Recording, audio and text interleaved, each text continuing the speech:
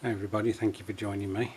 I was hunting in the loft for my next build and came across this, and I've had it for a few years now, so I decided it should be the next one on the bench.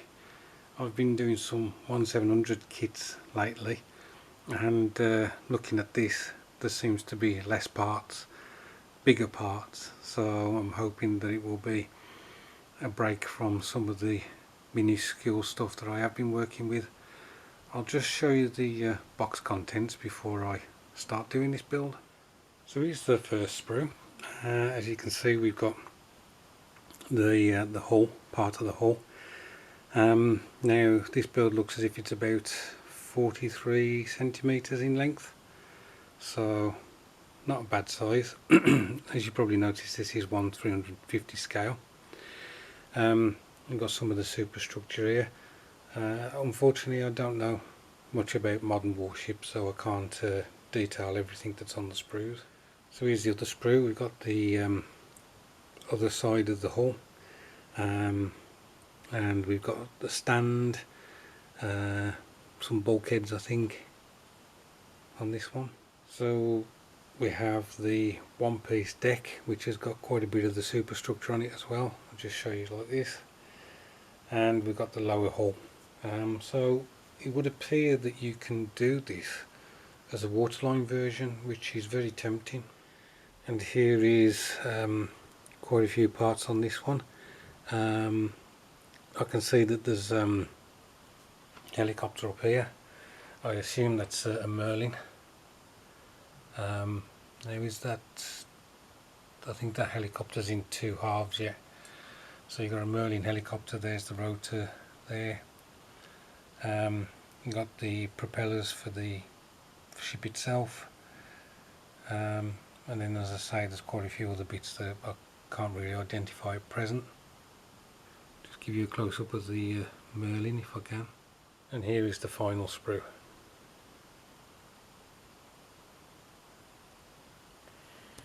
Try and get in on some of the detail on that one. The decals. I'm thinking of doing this ship as HMS Dauntless. I just think it's a really cool name. And here we have the instructions for the Type 45 destroyer.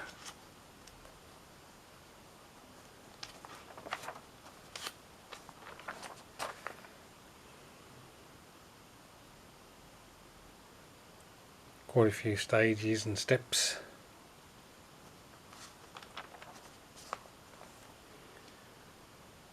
Hopefully there are no hidden horrors with this kit.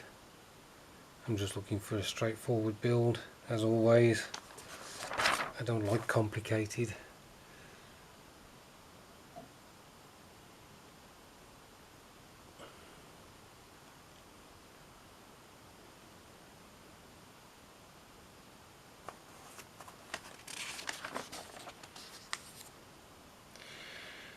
So this is what I was looking for, whether the ship can be done as waterline, and I think you can if you just leave the top part of the picture there. It shows you adding the lower hull. So yeah, the lower part of the hull, whereas this section shows you without it.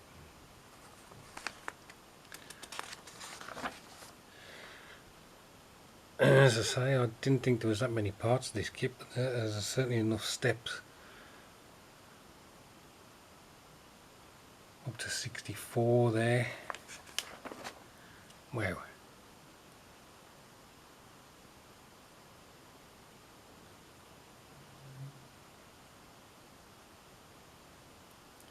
'81.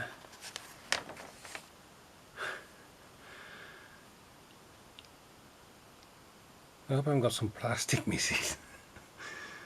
There's the Merlin.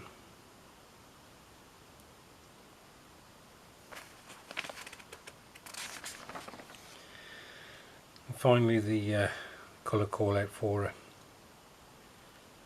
And again the paint job on this will be interesting. Trying to get the right paint in the right place. So there you go. I'm thinking of doing this as one video. So in a couple of seconds you'll see how far I've progressed with this. So I'm back, and basically quite a bit of progress has been done on this build. This hasn't been one sitting. These videos can sometimes give that impression. This has been over 4 or 5 evenings. I'm enjoying putting this kit together. I think when you get to this stage you can see that it looks quite an impressive model. The only issue is really that the tabs for fitting the parts just don't seem to work really. It's almost like they want you to push fit stuff in, and I ended up cutting, I would say, 90% of the tabs off. Just making sure that obviously I could fit the part in the right place. Now I've got to the stage where I'm adding some of the detail parts to the bridge, etc. But I'm being selective as to which parts I do add, because I'll have to basically show you an issue that I'm having with the kit. So if you look at this section here, and there's quite a bit of this going on in the kit, you'll see that I've got some sprue goo to fill a joint. Now this is happening quite a lot on this kit, that it's not flush. So, and having looked at images of the destroyer type, there just aren't any seams like this at all. So that's a bit unfortunate, and I'm trying to, as I say, go around and fill these gaps with sprue goo. If I turn the ship around, you'll be able to see exactly what I'm talking about. So here's an example of a gap that hasn't been treated yet. This one will close up a bit more because it's not glued yet.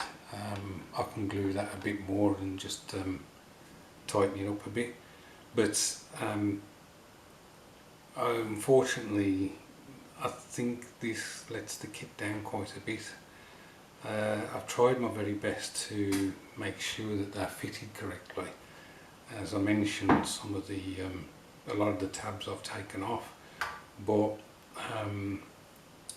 it just didn't work on occasions. If I move it over,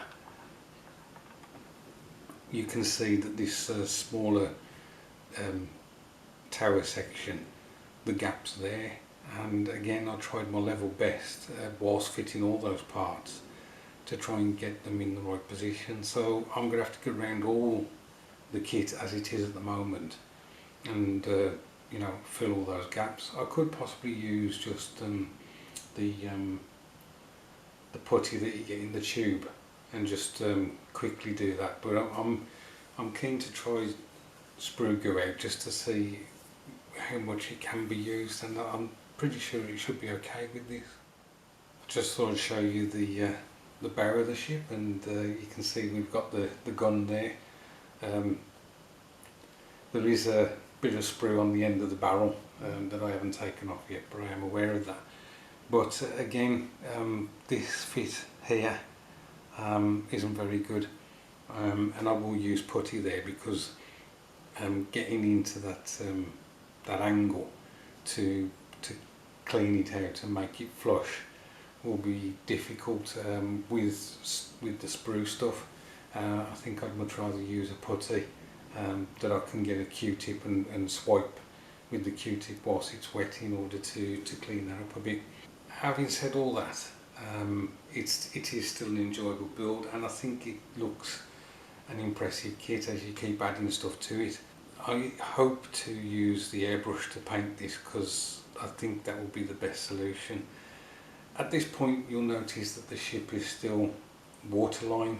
I still could, if I wanted to, add the bottom hull section, but I think I will keep it as waterline. It just makes the build a bit simpler, not having to worry about you know, doing the black line. I can't remember what that's called now. I want to say plimsoll line, but that's not, I don't think that's right. I think that's the markings on the bow and stern. And then I haven't got to paint up the bottom of the hull either. I haven't got to paint up the props or put them on. So one final thing to show you, this is the Merlin helicopter, and I'm obviously this is only just snap fit together at the moment, and I mentioned that there was one in the kit. What I hadn't noticed is that you could have a lynx on the back of the destroyer, so that's pretty good, and it means that I've got a Merlin and a lynx in my aircraft collection now, even if they are through 1/350th scale.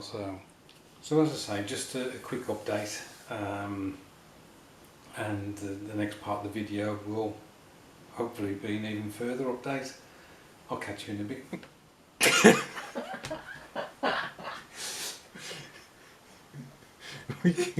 Fuck her off.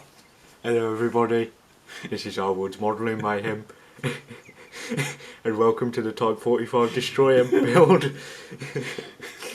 Sod off. Love you! Come on upstairs. Come on, pop her off.